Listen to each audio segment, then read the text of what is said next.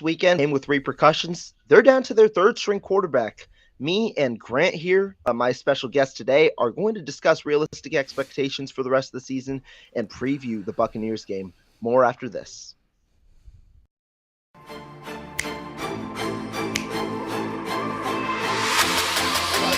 Let's go get him.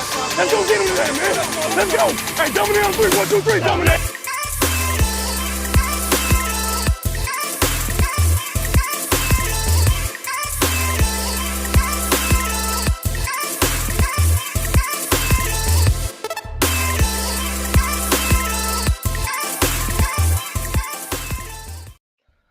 Welcome back to another show, everybody. I've got a very special guest with me today, Grant Cohn. Of course, everybody knows him. All SI. Grant, how you doing today, my man? I'm doing great. How are you doing, Rohan? Good. Appreciate, obviously, you given the time, being able to come on today. And what should be a pretty fun show. We got to talk a little bit about Brock Purdy, 49ers moving forward in the 2022 season. Absolutely. Let's do it. We'll start exactly where I just talked about. Brock Purdy against the Dolphins. Pretty solid performance for a backup quarterback. Ends up ending in a dominant win, 33-17. The main question coming into this game was, can they beat playoff contender teams? They just did one with their third-string quarterback. Give me your thoughts on his performance against the Dolphins. That's funny. His performance was fine. It was a good story. He's a seventh-round pick. He's a rookie. He did a good job. But to me, what's so interesting about the Niners is they pull off a win like this, and the conversation immediately goes to the offense and the quarterback. When, frankly, they won because their defense was outstandingly, amazingly great. I mean, they had Tua, peeing down his leg. It looked like a professional quarterback who was undefeated that season peeing down his leg. That was really impressive. And now, moving forward, I don't care who the quarterback is. I think the Niners could win games with Josh Johnson out there. No disrespect to Josh. Their defense is that good. You look at teams like, man, can this team score 10 points against the 49ers? 10. I mean, give Miami credit for scoring 17. That was amazing. Right. On the other hand, they did have guys open. And you wonder, can Tom Brady hit those throws that Tua missed? I know you asked me about Brock Purdy, and I'm talking about something else. So I'll come back to Brock Purdy. I thought it was very impressive. I like the way he threw on the run. I like the way he operated in the red zone. I think he gave the team hope for the rest of the season. It's not like, oh, it's over.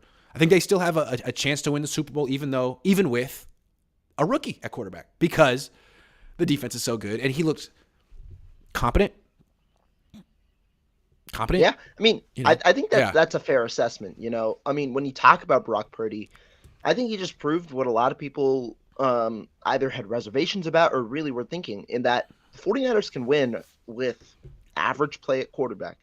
Now, Brock Purdy, if we're talking about they've been doing it for 4 or 5 years, and we've been trying to say, okay, keep going. Sorry. I mean, you ain't wrong, but no disrespect to just Jimmy Garoppolo, but yeah. When we talk about the actual quarterback play, I graded Brock Purdy this week at a B-, and that was including the situation, because here's how I thought. Purdy, he did good.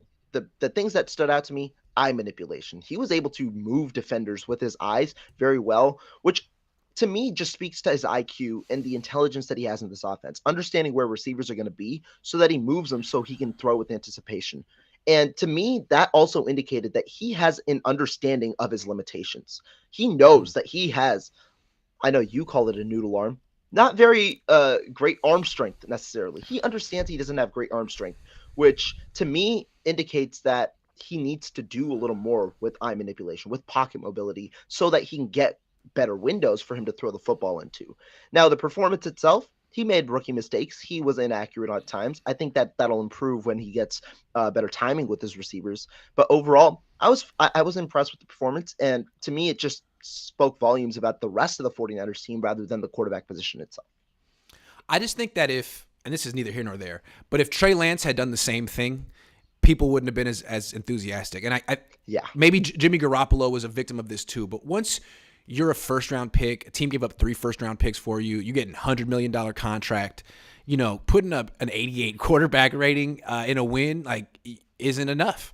And for Brock, anything he does right now, if he beats Tom Brady this week with a 75 quarterback rating, a lot of people are going to be looking at him as the franchise quarterback of this team. People are going to get very excited because of the story. It's so improbable, all that stuff. But, once you give him a $100 million contract, people are going to look at him differently. I mean, I look at him as like Mac Jones. Like Mac Jones was a first-round pick, probably shouldn't have been. Brock Purdy was last pick in the draft, probably shouldn't have been. But the difference in skill set isn't that different. I mean, I don't know. It feels like quarterbacks like this you can find guys who basically don't throw down the field that much. I'd like to know with Purdy, can he throw down the field? Because if so, that's a big difference between him and Jimmy. Jimmy can't. I mean, Jimmy doesn't choose to. I think he can if he chose to more often, but I don't know if. No, man. I don't know. I mean, he hits them sometimes, but can we? I'm not saying consistently. Oh yeah, I don't want to say can't. He's bad at it. He doesn't want to throw it. He doesn't throw it well. His trajectory is too flat sometimes when he has to. Mm-hmm. It's just like he misses by 5 yards too far. He knows it. You know it. I know it. It's not his throw. And I think to win a Super Bowl, you got to be able to have that throw in you. Unless the Niners can prove they can win by dinking and dunking. I'd like to know if Purdy can hit that throw because I think Trey can. I know Trey can. Yeah. And kind of transition there because we're talking about that deep pass and it being vital for some of those Super Bowl teams. Do you think this performance is sustainable now that Purdy's now going to be practicing with the ones, he's going to get the reps there? Do you think Purdy's performances can be sustainable going forward, especially now we're playing some playoff teams?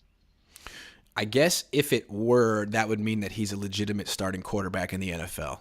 And I guess I'm not ready to say that yet. He looks like a good backup. And if that's what they got with the last pick in the draft, then that's a really good pick. But a good backup like Colt McCoy in Arizona wins a game and loses a game, usually. And that's all you really are asking him. Like, can you please keep us afloat and let us tread water until someone else comes back because you're the backup? If he can keep this going and go on a winning streak, you'd have to think, well, I mean, he may not be the most gifted quarterback in the world, but at his price point, maybe he could start for the 49ers, especially if they don't have anyone else better. So I guess I kind of expect him to come back down to earth because I look at him as a backup. And now he's going to be going – yeah, he'll get more experience, but the league will get more exposure on him. There'll be a book on him. There isn't one yet. Yeah. And, like, in a month, it could be bad. So also the Niners have such a bad track record of just protecting any quarterback. So will it be the book that takes him down or just getting pummeled? Like C.J. Beathard and Nick Mullins always got pummeled. That's true. And to me, I'm kind of in a similar boat. I do have to see more because right now I don't view Purdy as a starter. And as for this performance, I don't think there was anything that necessarily wowed me apart from the poise and eye manipulation necessarily that you have as a rookie. I don't think that there was a wowing throw apart from the one that he hit to Kittle, the hot read. I thought that was nice. I liked a couple of his throws on the run, and I liked the way he operated in the red zone. Those two things I liked. But, again, there was nothing like super jaw-dropping. I'm with you. Right. And if he had that in his game, he wouldn't have been the last pick in the draft. It's not like the whole league missed a really, really special athlete. No. But he does certain things well, and we're seeing that right now. And you put him on a team with best defense in the league and all these weapons, his experience should help him function. Which is what he did, No, I think that's true. And the experience should help him. I do think that the simplification of the offense, if that happens, does help him. I think the transition, Kyle Shanahan spoke about this earlier this week. The transition from Trey to Jimmy was much harder, given you essentially had to scratch 50% of your offense with Trey Lance not in the fold anymore. Jimmy Garoppolo to Brock Purdy, not as much because the play action is going to be there. It's a similar archetype of quarterback. Purdy probably has a little less arm strength, but a similar archetype of quarterback who will make similar throws. They prefer the middle of the field. They will look to sometimes make throws on the outside outside the numbers as well. But it's a similar archetype. That's where it is. And so that kind of leads me into my next question for you.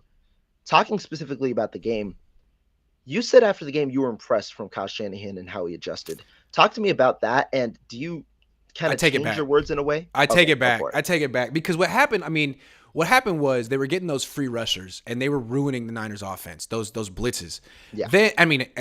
Jimmy got hurt on that play. Then Brock Purdy comes in, and all of a sudden it looked like they had found answers to it. When I go back and watch, and like the answer is Brock Purdy made a couple of them miss, just straight up dodged them, and then he had that other throw that you pointed out where he took the big hit and made the throw over the middle. Like, okay, those aren't adjustments. Those are not schematic adjustments that will keep your quarterback healthy long term. Like so I'd have to be like, hey Kyle, if Todd Bowles is watching this, he's gonna think that he can do the same thing, only better, and he's going to do it right away to press the issue and see if he can, rattle your rookie quarterback making his first career start. So I think this is something they're going to see more of, and I don't look at it as Brock Purdy's problem. It's Kyle's problem. Well, it's Brock's problem because he's the one going to get hit. But Kyle's the one who fixes this, and I don't going back. I don't think he did. Again, that's a nice throw to Kittle over the middle, but you can't tell me that that's what's required of Brock every time these blitzes come. There's got to be a hot route that you can go to quickly, get the ball out of his damn hands. And it seemed like the Dolphins were covering those. So something scouted. Kyle needs to switch something up. I will say I half agree and I half disagree. The one part that I will disagree with, I did think the one adjustment Kyle made was getting him out on some bootlegs. There weren't too many, but I thought that he did do that. When you see Jimmy Garoppolo in play action, Jimmy isn't as mobile. What does Kyle do with Jimmy Garoppolo in play action? He keeps him in the pocket, allows him to operate out of the pocket. For Brock, those same throws, put him on bootlegs. What's the value of the bootlegs? Marco and I talked about this last night. It allows the quarterback to essentially only have to read half of the field. When you only have to read half of the field, and when Kyle Shanahan's able to scheme those receivers open, it does bring you an added value because it makes it simplified for the quarterback. Obviously, there was one play that I can think about in my mind where the receivers weren't open. That was when Brock threw that cross-body throw to Brandon Ayuk that resulted in a pass interference on the first drive. But apart from that, I did like what I saw from Kyle Shanahan in that aura. Now, do I think Kyle Shanahan will have to do more going forward, especially against Todd Bowles, who disguises his defense better than anyone in the NFL? Yes. But I did think that there were some adjustments that I did like from Kyle Shanahan mid-game that did help propel this 49ers win. I like moving the pocket. It's something he's going to have to continue to do with Purdy. But what I was talking about adjustments, I'm talking about specifically against the blitz. Okay. Specifically against the blitz. He needs hot routes that get open. Because, the hot route down the middle where you have to take the hit to make the throw, we're talking like play. Yeah, we're talking like a throw that's open immediately that prevents the guy from taking the hit. And that's what he didn't find, and I'm sure he'll find it this week because Kyle's great. He's a genius. Him and his dad, they know. Otherwise, Bull's going to find out. Bull's going to find out because otherwise those are free shots on a quarterback on a team that's, down to the third-string quarterback. Because you got to give credit to the Dolphins defense. The reason Jimmy Garoppolo got injured, if we are being honest, was because the hot route wasn't open. Now, you can blame Deebo Samuel if you want for not running a good route on that play. Or you could blame Jimmy for not just going down and giving himself up. But he was trying to stay in field goal range. I get it. I understand. You cost yourself and the team, but I get it. You were competing. I understand. Mm-hmm. Yeah, exactly. So, again, I anticipate Kyle will make the adjustment. I don't always think he has the answers mid-game. But he's got a very large network of good coaches that he can talk to midweek, and I think they understand the issue, and they probably found the solution or a solution. The problem was that whatever their hot routes were, the Dolphins had them. They knew it. Yeah. And you could see it on film. All of us, you want to go to Debo, covered inside and out, bracketed. It's like, okay, well, you got to fix something either now or midweek. So let's see. I think they did it now, hopefully. I think so, too. Hopefully. And this kind of leads in a way to the next question that I have for you. Offense changing going forward. We highlighted potentially moving Brock out of the pocket. What are some changes you do want to see, and do you think that they will happen? I'd like to see the 49ers not wear out Christian McCaffrey right now. They've been giving him too many carries, and especially like near the goal line and stuff, and it feels like it's Kyle trying to justify the trade. Like he heard the criticism or gave up too much. Okay, well, let me give him another touchdown. Let me give him a bunch of carries so I justify it with his numbers. Like, don't do that. Because I think he's shown enough as a receiver right now that he deserves the 10 targets, and he's very dangerous as a receiver. You don't need to give him 17 carries, especially when you have Jordan Mason, who is built to take that kind of a beating. So give Jordan Mason 16, 17, 18 carries. Give McCaffrey 8 to 12. And give him 8 to 12 targets as well. It seems so obvious. Seems so, because if you do wear down Christian McCaffrey before the playoffs, then you really have no chance. And the Niners, Kyle, I don't know who you want to blame, the offensive line or whoever, but he can't keep his running backs or quarterbacks healthy. He's on his seventh quarterback. He's gotten 6 quarterbacks hurt and 10 running backs hurt. So don't let McCaffrey be the next one, man. Please. I do agree. I don't know if I'd go with he's 17 good for Mason and only 8 for McCaffrey, but I do agree in that you should have a change. Mason has looked like, I mean, really good. Regardless of what, I think the 49ers right now, their number one thing about Mason is the pass protection, right? Do you want to give away some sort of play? But when it's working, even when teams are selling out against the run, and given the limitations that Mason might provide in pass protection, he's still averaging a hell of a lot of yards. Have we seen Jordan Mason struggle in pass protection, or has that just been a rumor? I haven't seen it. It was only in training camp in short portions, but that's training camp. We haven't seen this. The 14 weeks of practice after that? I haven't seen it. So there's been a lot of times. I think the Niners are warming up to him. I mean, he's getting more and more work every week, and he deserves it. He's averaging 5.5 yards a carry. Yeah. It's a nice weapon they got. So I think that's one. And the other thing is, I think even though Purdy and Garoppolo are like similar quarterbacks and how the ball comes out of their hands or whatever, the throws they can make, they're different. I think Purdy's a better fit for the offense Kyle wants to run, the scheme. Like Purdy's cool under center. Purdy can is comfortable turning his back to the defense. You already see more under center runs. Not that they're working, but they're trying. And he's open to doing play action too. So I think Jimmy, especially in a contract year, was probably telling Kyle like, "Hey man, can we just do what I want to do, which is line up in the shotgun and throw the ball really fast?" And that was working. But that's not necessarily what Purdy is like confined to. Yeah, that's fair. Yeah. That's fair. Bay Area Baller here says, what are the 49ers' chance of winning the Super Bowl? What were they before the Jimmy injury? So I want you to kind of give your realistic expectations before and now after the injury. They seem to me like, among the second tier of teams in the league. If the top tier is Kansas City, Buffalo, Philly, the Niners are like right there, like among, the 4th, 5th, 6th best team in the league. And I don't know if it's because the quarterback isn't good enough, or the offensive line isn't good enough, or the coach isn't good enough. The defense for sure is good enough. The weapons are good enough. But, I mean, I don't know if they had a 19% chance. Now they have a 17% chance. I don't know. I really felt they needed Trey Lance's, long ball and mobility to take him over the top. But he got hurt too. I mean, maybe they need a better offensive line. I don't know. It just feels like they're lacking something, even though they're right there, which is probably what's been so frustrating about this team. They've been right there for longer than most teams can sustain it. Usually teams are like in the NFL, it's a year or two that you're elite. Right. The Niners have been there for like 4 years, and it still seems like they're going to come up short, and it's hard to say why. I don't know. Maybe it's the offensive line. Maybe. But maybe it is.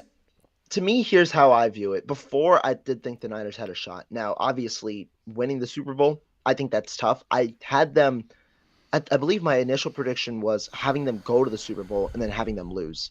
I don't think they go to the Super Bowl now for sure. I just think there's at least two teams in the NFC that just match up Philly better. and Dallas? Exactly. Philly and Dallas. Yeah. I think Dallas right now is really smiling that, unfortunately to Jimmy Garoppolo, I think they're really, really looking at themselves better now, because when you look at Dallas and Philly, what are the two things they have? Really strong play in the trenches, both offensive line and defensive line play. It's not like Dallas is a one-man show. They've got, I think it's Dorrance Armstrong alongside Micah Parsons, who both have nearly 10 sacks on the year. Yeah. In Philly, you've got a four-headed monster. You've got Fletcher Cox, Javon Hargrave, Brandon Graham. They added Robert Quinn, and then they also have Hassan Reddick. They have a lot of good pass rushing talent. And to me, both sides have good offensive lines. When I've seen the Niners play good offensive lines, that's twice this year. Kansas City, and that's Atlanta. They were dominated on that along the trenches when they played good offensive lines. Kansas City was able to pass well. Atlanta was able to run the football well. And so that's what scares me a little bit. When those two elements, when those two elements are kind of neutral, how do the 49ers react? Because they've been able to balance based off their defensive line recently. And so that's why I think they just aren't great matches for those two teams. Yeah, you bring up Dallas. Something popped in my head. Brock Purdy kind of reminds me a little bit of Cooper Rush. Cooper Rush is the backup for Dallas, and he doesn't have a strong arm. Go back and look. He does not have a strong arm, but they're 4-1 with him this year. He played his position well. He was not a high draft pick. He doesn't have a starter skill set, but they won with him. So 4-1. Maybe the 49ers could do the same thing with Brock Purdy. Just saying. I think that it could happen. Now, obviously, the playoff atmosphere is a little Cooper Rush is 29. He's been there a very long time, but I mean, he wasn't drafted at all. So, and he again has a noodle arm too. So, there's something to be said for noodles. Sorry. But there's one question off the program that I do want to ask based on Super Bowl. There was one question that I was asked that I want to hear your answer. Jimmy Garoppolo, right? Obviously, his play in the playoffs has not been great. And when we talk about runs, he had a good run during San Francisco's 8-0 stretch last year, had a strong run this year.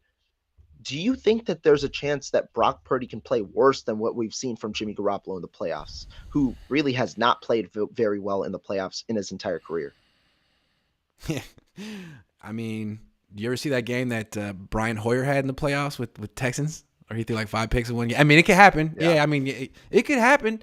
That's the thing that's so interesting to me about what's going on with Jimmy. Last week, it looked like Jimmy's out for the year. Kyle has to play Brock. Pressure's off.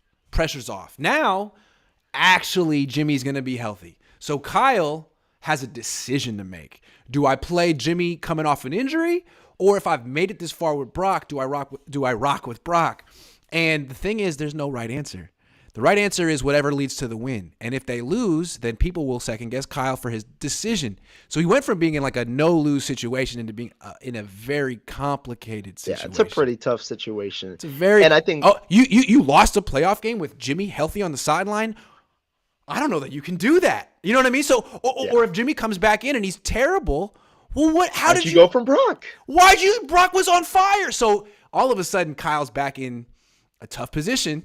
And Donnie and Jimmy Garoppolo are forcing the issue. Meanwhile, Trey Lance and his agent continue the radio silence. Whoever is Compton, I don't even know how to pronounce his name, but he's really famous.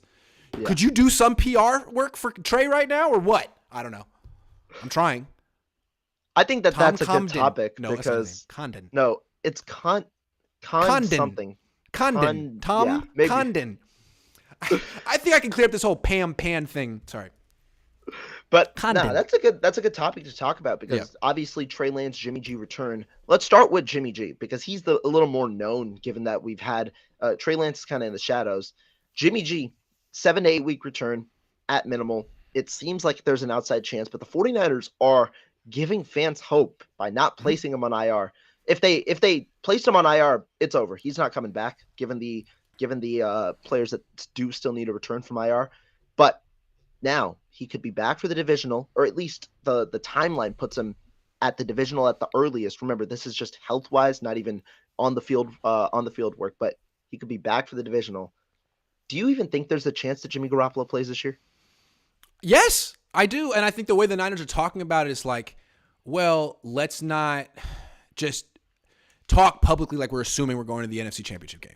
When we get to the NFC Championship game, yeah, Jimmy could absolutely play. Like, there's no reason to talk that way. It's a bad look. Plus, you're supposed to be rallying around Brock. So it's like you can kind of cross that bridge when you get to it. But I do think that if they're keeping him available and they're saying he's going to be the backup quarterback in the playoffs, they're creating an obvious situation where Kyle has to make a decision. And what's interesting is maybe Kyle wants to go with Brock. Maybe John Lynch wants him to go with Jimmy. You never know. There could be difference of opinions in the organization. I would imagine there probably are. Probably some people want to go with the young guy. Some people want to go with the vet. But I think it's very interesting. And what if Trey Lance also gets thrown in the mix too and he gets medically cleared? Now you got to choose between the three of them. Good luck, Kyle. Oh, boy. Good luck, Kyle. Yeah. But kind of my thoughts on it. I'll give the opposite opinion. I don't think Jimmy Garoppolo returns, but I don't think it's because of the team. I think if he's healthy, I think the team would want to return. I don't think Jimmy Garoppolo is going to risk it. That's a very good point. It's a very good point. Yeah. John Lynch, when speaking today, he even slightly alluded to it for those that kind of read between the lines. He said he comes back too soon. Jimmy is on his way to get a nice payday. We are going to work with Jimmy to make sure what's the best option for him. If he but you know what? back, what's a bad look is him to be healthy and stand on the sideline and be like, I can't play, because people. But they won't say that he's healthy. We've seen this team. Yeah. Okay, we'll get to it soon. That's irritation. We've seen this team not clarify the injury, not clarify the injuries, and I don't think Don Yee. I don't think his agent has done a good amount of maneuvering. I don't think his agent. It would be in his best interest to say that Jimmy Garoppolo was healthy and that Jimmy Garoppolo not play.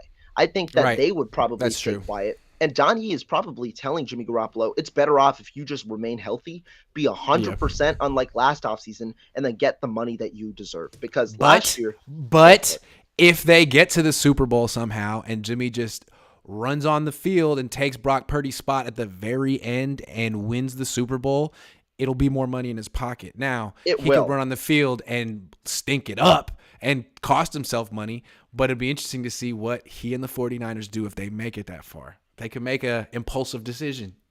Right. They could. I'm just saying. They could. Who knows? They could. We don't know. But we'll have to see them get there that far first. It's the 49ers. We don't know what the hell's going to happen. But real quick on Trey Lance, do you think Trey or Jimmy is more likely to return? All speculative, but which one do you think right now is more likely to return given the situation to not put Jimmy on IR? I mean, I got to say Jimmy, right? Based on if we're honestly listening and trying to honestly read the tea leaves here, everything points to Jimmy coming back. Nothing points to Trey coming back. Nothing. Yeah, that's true. So even though we want him and it seems like, well, he got hurt first, and even though he had surgery, like he should be good by now, and why isn't there any urgency to rush him back? I don't know the answers to those questions, but it just seems like there is none. So, yeah, I guess I have to say Jimmy. I think. Please tell me I'm wrong. Tell me I'm wrong. I want to be wrong. Jimmy Garoppolo is the more likely option based on what we've seen in the public, but I do think that don't rule out Trey Lance potentially returning. Thank you. I mean, we've seen it. I'm just gonna say don't rule out Trey Lance potentially returning because you say it like you know something. But the thing is, that IR knowing smile you have. The IR spots are huge because the 49ers only have 2 more IR spots remaining. They've got Javon Kinlaw, who he's been almost as quiet as Trey Lance in terms of what's going on there. Kyle Shanahan just continues to say Javon is very close to returning. But they've got Javon Kinlaw, who I'd expect probably to return based on what Kyle Shanahan says. Maybe for the playoffs. They've got Elijah Mitchell, who appears to be ready. I think his slate is the wild card round, so he'd be back week 1 for the playoffs. Now, I could see one situation is if JP Mason continues to play the way he's playing and Elijah Mitchell maybe has a setback, or because remember, Elijah Mitchell has had that injury history. It's the sprained MCL that we've seen. I could see them shutting down Elijah Mitchell and potentially using that last spot on Trey Lance if he is fully healthy and ready to return on the field. I could see that. But we'll see. Yeah, and these are things the Niners probably have to figure out over the next 3-4 weeks, because I'm sure Trey's not quite there yet, although he's probably a whole lot closer than Jimmy. I mean, damn. Like Jimmy. Okay, Jimmy's supposed to Jimmy's gonna take 6 weeks for his stuff to his bone to heal, and then he has to do cardio and stuff. Well, I'm thinking Trey's sort of in the cardio. He's already in the cardio phase, right? We saw the video, so he's already kind of in the cardio phase. I mean, I'm no doctor, but you know what I'm saying? I mean, I'm just saying it should be Trey. Hopefully they just are, creating suspense. Hopefully they're just creating suspense. Maybe. Yeah. Who knows? At the end of this year, we could see Brock Purdy and then Josh Johnson just be that guy. Josh Johnson is going to be the Super Bowl winning quarterback this year. Prediction. Oh, man. I'm making it right now. Josh Johnson, Super Bowl winning quarterback. That's what the NFL needs for Josh Johnson to hold up the Lombardi this year. Patrick Mahomes in the 49ers revenge story. I want it to happen. Go Josh. But speaking of availability, you thought Geno Smith was a good story. Sorry. Oh, no. Sorry. Geno Smith versus Josh Johnson in the NFC Championship game, and Let's then do Josh to beat Patrick in the Super Bowl. That's the prediction we're hearing here. I think Josh Johnson threw for 300 yards in both of his appearances last season for 2 teams. He played where? Did he play in Baltimore? Baltimore and the Jets. The Jets he came in relief. Baltimore he started. I think he threw for 300 yards and multiple touchdowns in each game. I'm just saying. He can just come off the bench. We all scoffed at Geno out. Smith until he did what he did. So, hey, go Brock, but go Josh if you get an opportunity. But speaking he's about like 18. availability, He's way older than Brock, too. I'm sorry. Keep going. No, you're good. He's like, yeah, okay, all right. Speaking, though, on availability, we talk about Trey and Jimmy. That's in the future. Just talk about this week. There's a story that a lot of people haven't talked about. Nick Bosa, he has not practiced on Wednesday, has not practiced on Thursday, and is diagnosed right now with a hamstring irritation. Now, irritation is the word of the week. I mean, the word of the year. When I think irritation, I think like a rash. Something you put ointment on. Irritation for a hamstring? That sounds like a nice way to not say what it really is. I don't know. Irritation. Yeah. Irritation. But it is the hamstring. Hamstring, we know, can be a lingering injury. And Nick Bosa hasn't popped up this year with the hamstring. It's not something that he's been dealing with. It's a hamstring injury. Did not practice Wednesday, did not practice Thursday. We'll see in a few hours if he practices and limited on Friday. But is there any concern about Nick Bosa in your eyes? Yeah, in the sense that the Niners, we just said, like the Niners don't tell you what irritation means. So this could be nothing, or it could be like a legitimate hamstring pull. If it's like a few players in the team have had groin pulls this year, that's a 2-3 week injury. There's nothing you can do. You got to miss a game or two if you have a groin pull. If this is a hamstring pull, you got to miss a game or two. Otherwise, you go back out too soon, you make it worse, and now you're potentially missing playoff games. So we don't know if it's a hamstring. They haven't called it a hamstring pull on purpose. We don't know what the hell it is. I'm sure they don't want Tampa to know what the hell it is. We don't know what's going to happen today in practice. My guess is that he'll be limited today and questionable for Sunday, and that he'll probably suit up, be a game-time decision. But even then, you probably want to be cautious with him and not play him even 75% of the snaps. So play him as little as possible, as little as you need.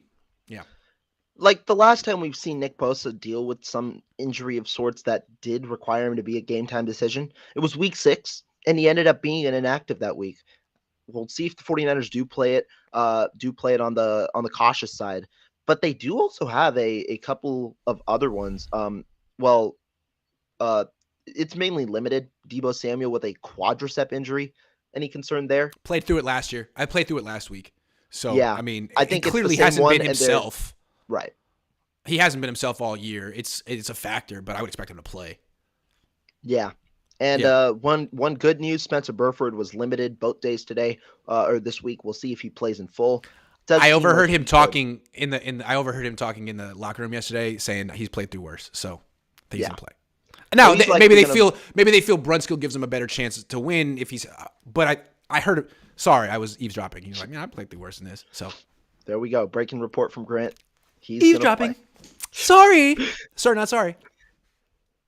Let's though real quick shift to the opponent side.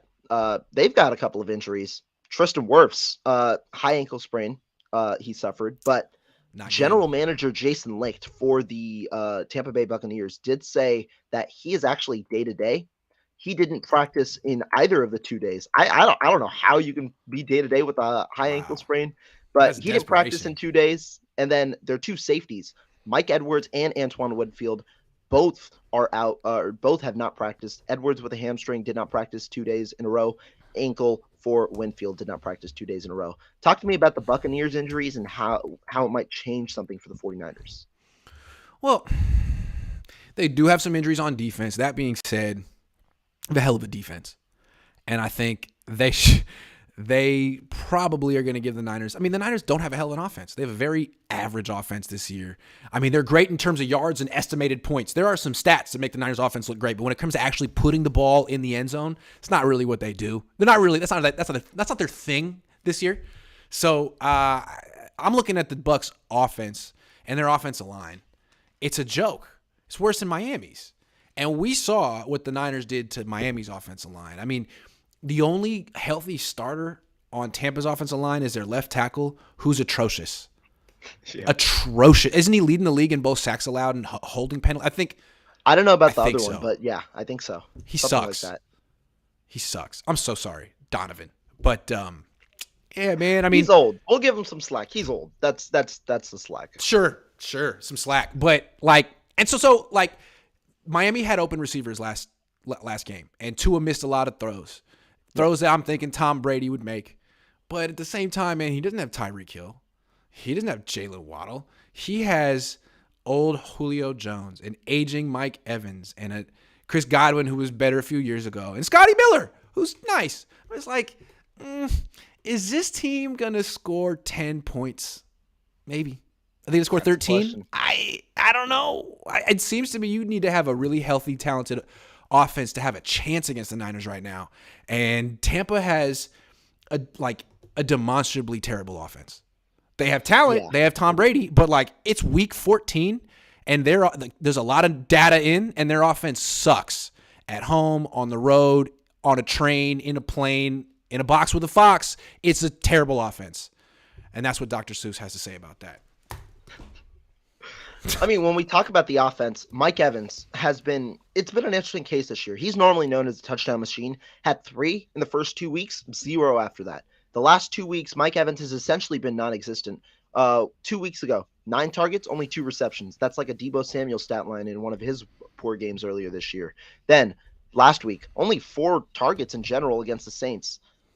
The Saints, I think the 49ers have a better defensive line. The Saints are a good defense, but the Saints were able to really get to Tom Brady. Good amount of pressures last week, good defense. Tom Brady ended up winning with the game-winning drive. Only 17 points, though.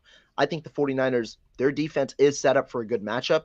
The biggest thing, quick game. Tom Brady loves screens. Rachaad White is going to likely be the starter. Unknown on Leonard Fournette right now, but regardless. Good luck. Good luck. Hey, have people not realized that Dre Greenlaw is freaking flying around? I mean, yes, the Niners have that front, that wide 9 that gets up the field, and of course you want to screen against it, but have you not seen their linebackers? That's not going to – Dre Greenlaw, I believe, leads the NFL in tackles right now. It's not going to work. It's not going to work. You need a lot more. Hey, the Chiefs had a lot more going for them than screens against the 49ers. They had an offensive line that could block and the best quarterback of all time, maybe, that I've ever seen. So here's the one thing with Tampa. The one thing that worked finally for them against New Orleans was going no huddle. I think they should probably do that the whole game against the 49ers. What the Niners like to do is rotate defensive linemen, keep them fresh, and those fresh defensive linemen will eat up that Tampa Bay offensive line. Tom needs to be Peyton Manning in this game. Go to the line, no huddle. You don't have to go up tempo, but make all the decisions, all the checks, all the communication at the line. I don't know if he's as good at it as Peyton Manning was. Peyton Manning, when he was in the league, was the best, well, not the best quarterback, but like one of the best quarterbacks and one of the best offensive coordinators and one of the best play callers at the same damn time. Tom's trying to prove that he can do it now. They ran Bruce Arians out of the booth, and frankly, their offense sucks. So I'd like to see, but I think that's their best chance because you want to keep the Niners defense on the field. 8-9 plays. Otherwise, they'll be fresh. They'll be faster than you. They'll beat the shit out of you. I'm sorry for cursing. You're good. But sorry. I'm going to say 2 things that are going to make you laugh because that is the correct way to think. Against this 49ers defense, you have to go no huddle. However, Todd Bowles has a certain vision in mind. So last week, Todd Bowles did not want to run hurry up at the end because he was scared that he was essentially scared that Tom Brady was going to throw another interception. That's why he didn't want to run it. Instead, they did run it, and they ended up getting a touchdown. Now, this week, after the game, Todd Bowles said, we've ran no huddle sometimes this year. We've had it in our arsenal. We've done it quite a few times. We have it. It's just about certain guys being able to do certain things. Now, we're down a tackle, so that's exposing a lot of things, so we have to be selective. Essentially saying, Todd Bowles is going to dial down the amount of no huddle after the success the Buccaneers had, which I don't know if it's going to go in their favor. Again, I'm not sure this Tampa team is going to score more than 10, 13 points in this game. So, we can keep talking about, is Brock Purdy good enough? Can he? Eventually, that'll be the question. But this week, it's still like, can this team crack double digits against the 49ers? That's how good this defense is right now. You don't even have to talk about the other 2 phases unless they're going up against an offense that's legit. And Tampa's ain't. It's legitimately bad. They're scoring 16 points per game on the road. 16. Yeah. That's even worse than the Niners, right? I think the Niners were scoring like 18 or something like that. And, 18 is not great either, but That's even Yeah. worse than the Niners. Yeah. Now, before I get your score prediction, we'll save that for the end of the show. You tweeted something yesterday that I, in a way, agree with. Mike McGlinchey, I think you like to get some 49er fans irate, but it's not a bad take. I just want you to explain through it. Do you think I Mike mean, McGlinchey can return in 2023? do I think he should? No, I think they should have replaced him years ago. But do I think he will? Yes. I mean, the Niners, on the record, John Lynch, Kyle Shanahan, for years have all said he's good. We like him. He's better than people say. He's a good right tackle. We like him. Now, they picked up his fifth-year option. They didn't extend him. Obviously, they know the perception of Mike McGlinchey. They know that he isn't the kind of player that would command a big contract on the free agent market. So what'll happen is he'll hit the free agent market, and I think he'll get a tepid response from the rest of the league. And the Niners will look at him and be like, well, he's cheap. No one else wants him. He knows our system. We like him. I could see him coming back on a cheap 1-year deal. Nothing too, not a big commitment, but one of those like, but the same with Jimmy. Hey, no one else likes him? Well, I mean, it's one of those situations where the Niners like him more than the rest of the league does, I think. And I don't know why they like him so much, but I think it's clear they like him better than the rest of the league does. One thing to note, Mike McGlinchey is already 28. That's a little old for a guy on a fifth-year option, coming off fifth-year option. But the tackle market this year is going to be a little good, pretty good. I don't know if Orlando Brown's going to go back to the Kansas City Chiefs. I'd assume that, but if he doesn't, he hits the open market. Jack Conklin, the right tackle for Cleveland, hits the open market. George Fant hits the open market. Those are two tackles that teams might want over Mike McGlinchey at right tackle. Then you've got obviously the younger options, potentially Andre Dillard, potentially Isaiah Wynn, some guys like that who teams might prefer over Mike McGlinchey as well. And so based on the amount of necessity for tackle, it depends. But I do think Mike McGlinchey could definitely return on a 1-year deal, maybe even a 2-year deal worth minimal money compared to some of the other tackles on the market because he's a cheap option. And like I do think some of the struggles sometimes on Mike McGlinchey are overstated, but some of them are just so blatant that you can't miss them. And it's unfortunate. Like the pass protection has not been that great this year overall. He's had some good reps against good players, but he's also had some pretty darn bad reps, which have cost the 49ers. And it's unfortunate because he's a player where he just doesn't play in the big moment. Like it seems like that's where he struggles the most. Yeah. I agree. And I also think he's not necessarily a plus run blocker anymore. All the Niners' good runs come to the left. Low key. I think that's at least this year. I think that's a good point. Maybe he establishes that over the last half of the year. The right side has not been as strong as it normally has been. And that's also when Spencer Burford, an athletic freak, has been there at right guard. Like they used to be able to get big runs around the right side back when they had Mostert. Now all their good runs go to the left. It seems like to me. So I don't know. No, that's true. That's true. Yeah. But and I know he's coming off a serious injury. Maybe he'll be better next year, but man, I don't know. It's tough. It's tough for sure. Other options. Maybe on the roster. If you want to think of somebody outside, what do you think that the 49ers could do elsewhere? Do you think they could go in the draft, free agency, or some guy on the roster right now? I mean, I thought last year when Tom Compton replaced him, like Tom Compton was a terrible pass protector, but all of a sudden they were getting big runs around the right last year with Tom Compton. He looked like an upgrade as a run blocker. And if that's the case, you can get someone like Tom Compton to improve your run game.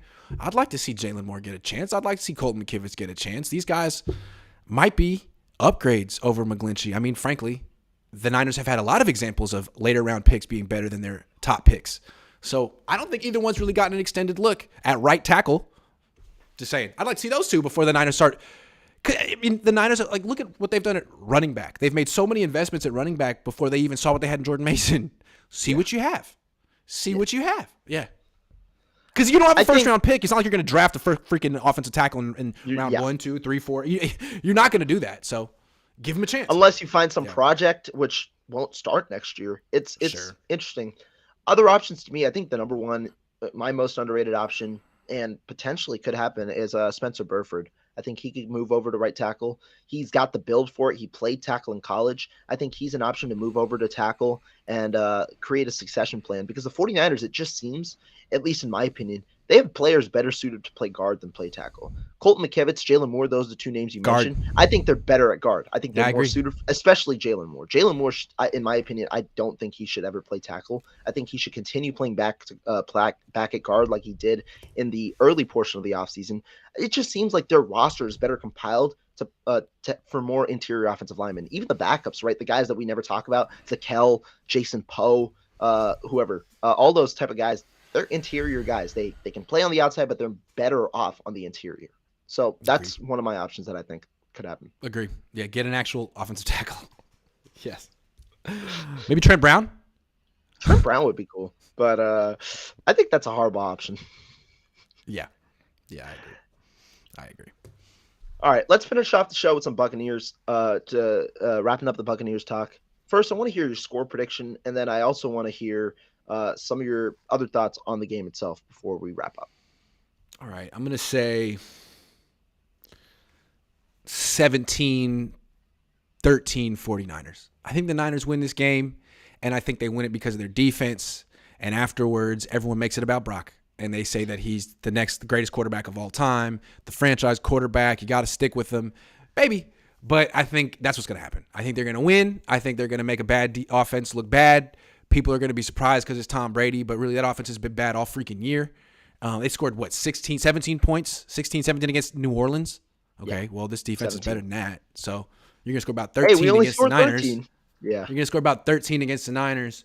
The Niners probably should score a little bit more than that. Although, I don't know. I mean, Tampa's defense is great too. So yeah. I'm saying 17-13. It could be 15-13. I don't know. Something very low scoring. The Niners winning. This is unfortunate. I'm the negative one today, I guess. I actually have the Buccaneers winning this one. I said it was either 17-13 or 17-16 Buccaneers over the Niners. It was the reason being, Buccaneers, the last 5 games that they've had, all one-score games. They lost to the Ravens by less than a touchdown. They beat the Rams by a field goal, beat the Seahawks by 5 points. They beat the Rams by a field goal? Oh, my God, dude. That's the best you could do. And it was at home, too. It was at home. I'm just saying, man. Something went wrong with this team. Something wrong with this team, dude. That's the best you could do. Wow. Oh, that's not even it. They lost to the Browns 2 weeks ago. They lost to the Browns. I'm not by picking 6. There's something wrong with the Bucs, man. To beat the Niners, you better have your shit together. I don't know what the Bucs do. I don't know. I don't know. Yeah, but I'm gonna say the Bucs. I just think that they have right now. It doesn't seem like their formula is great, but they have a propensity for winning these gritty games recently. I think that's huge. And if it's a close game left, if it's a close game late, and is Purdy against Brady, like exactly who you betting on? Yeah, exactly. I think in a way this is a much tougher defense than that Brock Purdy's going to face. And the biggest thing, I think. I want to pull up that comment because I did agree with it. Barry Aballer brought up the linebacker core. Devin White, Levante David.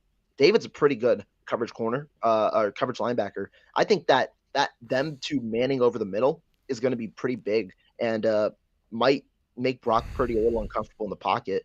And they've got a pretty good defense overall. I mean, safeties might not be there. The corners though are pretty solid. So I do think that it might make Brock Purdy a little more uncomfortable in general. Yeah, and those linebackers probably have a bigger impact on the game than the safeties would because Brock's really not throwing the ball down the field like that. So the underneath coverage might, if he wants to throw those digs and stuff, like, okay, well, you got to deal with Devin White and Levante David, just like Brady's got to deal with Dre Greenlaw and Fred Warner. Yeah. Have you hit 1,000 subscribers yet? Are you there yet? Oh, I don't know. I'm not looking. Let me see if I'm subscribed. I don't know if I've subscribed. Is Grant Cohn about to be the 1,000th subscriber? Hold on. How do I check? Okay, there's your YouTube channel. I'm at 999. I don't subscribe. I'm 1,000. No way. That's crazy. Yeah, it just says 1K. You're the 1,000. Yeah. Nice. That's freaking wild. Sorry, I didn't do it already. Oh, nice. Perfect. Yes, Perfect. Did it, dude. Hey, now you can go get monetized, man. Yeah. Go get some of that paper. That's what's up. I'm gonna be like you. 80 million. I wish I had a monetize.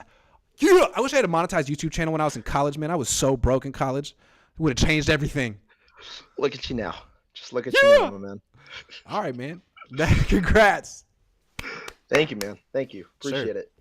Yep. All right. I see one question from the comments before we continue. Would you do this? Burford to right tackle, Brunskill at right guard. Would you do this I next think year? Or Brunskill's a free agent. yeah, but I'd assume he's meaning resign. Yeah, him and McGlinchey. You could mess around with it. Or you could try Brunskill at right tackle. I mean, Brunskill actually has played that in the NFL. But again, these to me, they're both guards. To your point. Right. They're both probably I think best so. suited at guard. Yeah. Yeah, Yeah. I think so. Yeah. I mean, I wouldn't be surprised if Brunskill ends up playing right guard. I would prefer it to be the guy you drafted in the 6th round, Nick Sakel, unless you want him to play center. I mean, I think you have a couple of options. I think this center class, though, in the draft, obviously in the college world, I've done a little bit of the scouting. This center class is nice in the middle rounds. I think the 49ers could pick up a starting caliber center if they do get one in the middle rounds. Now, are they going to do that? Are they going to do that? We'll I'm not a big Jake out. Brendel fan, man. I feel like he's been, better than you could hope, but no. Yeah. He got to be gone, though. I'm unfortunate. He got to be gone. But no, Brunskill would not surprise me if he plays at right guard. They've played replacement level players at certain positions. Also, don't forget Jason Poe. That dude is nice, even though he's 6 feet tall or 5'11". Wait for 100%. Jason. Maybe they want him to be a center. Maybe it's going to take a little bit of time, but he's got talent. People saw him in that. He's the freaking Jordan Mason of the offensive line room. Wait for Jason Poe. Yeah, size is the only thing that's really stopping. I think you could see a line of, I mean, the left two guys are set. You could see a line maybe of Poe at center, Zakel at right guard if they trust those two enough, and then Burford if they're trying to get younger, right? Obviously, McGlinchey, like I said, already 28. When you saw what they did last offseason was they really made a move to get younger and add players with several years of team control. Charvarius Ward, they added him over Stephon Gilmore, 32-year-old. Gilmore's had a great season, but it's smart, right? For team building, you got a 3-year deal, get a guy through his prime. I mean, some of the smaller names even, right? George Odom was only 28, I believe, but Oren Burks was only 25. All these players that you could develop into bigger roles. McLeod, yeah, he's only 25 as well. The guys that they signed last year were to multi-year deals and also younger players to help fit them.